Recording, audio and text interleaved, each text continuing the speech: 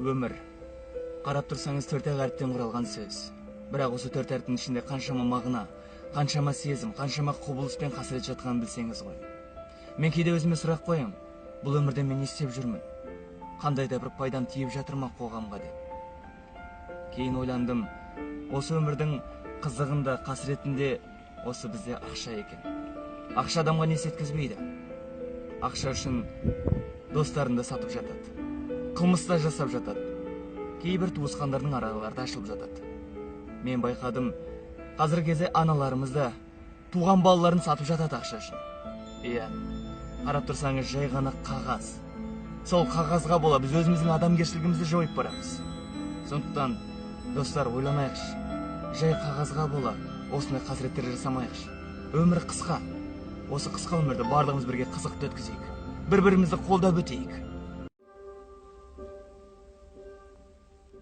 Дос деген сөз жалпы үш әріптен құралған сөз.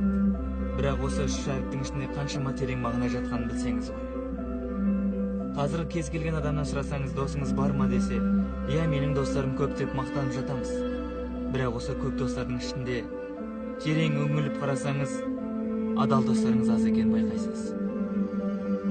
Достық қуанышты да қайғыда бірге көреміз. Сол достарыңыз жай ғана қолдағанның өзі қайда артық жатыр. Қандай қызық бірге жүрген, бірге оқып, бірге күлген. Ұмытылмас еш уақыт достарыммен бірге жүрген. Иә, досым көп деп мақтанамын. Бірақ нағыз достарымды мен қатты сағындым. Адамды үндемейді деп, аузыңызға келген нәрсені айтып басына беруге болмайды.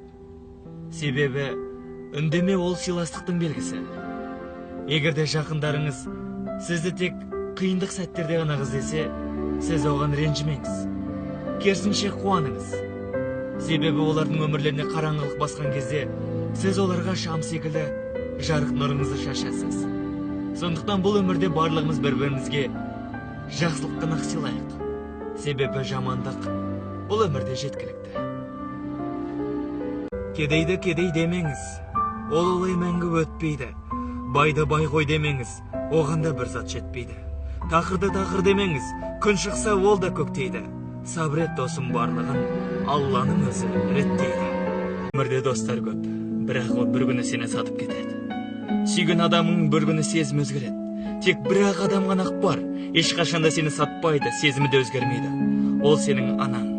Қанша ренжісең де сені кешіреді. Сондықтан аналарымыз күнгі адамзатқа сөзімде жоқ.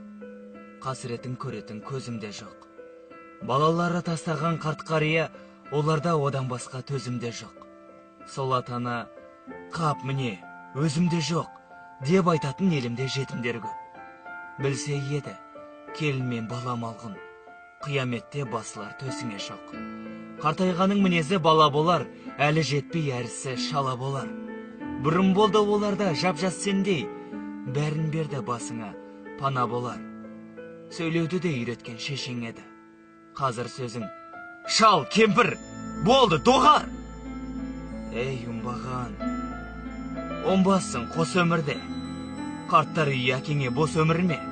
Сарайда үйім бар деп мақтанасың, сыйдырмадың әкені жан көңілге. От салғаның бала мен ана арасы, жазылмайды ананың жан жарасы. Терезеден телміріп қарап отыр, балам қайтып келсін. Жалпы өмірге көз жүгіртіп қарасақ, заман өзгеріп жатыр дейміз. Бірақ осы заманды өзгертіп жатқан біз адамдарымыз. Адамдар қазіргі кезде жауызданып қатыгез болып барамыз. Ұлтқа, дінге, тіпті руға бөлініп жатырмыз. Бір-бірімізбен соғысып, бір-бірлерімізді жойып жатырмыз.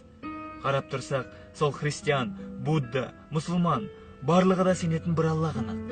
Тек жолдар әртүрлі. Алланың алдында барлығымыз да теңбіз. Қазір діндерді қойып, бай мен кедейге де бөлінеміз.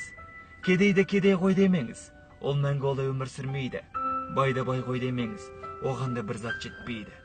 Сондықтан бұл өмірде барлығымызда адам болып келдік пе, адам болып кетейік. Бір-бірімізге жақсылықтар ғана тілейік, жақсы сөздер жазайық, жақсы тілектер айтайық. Бұл қысқа өмірде солмен қызықты болып өтер. Сондықтан адам болайық, адал болайық.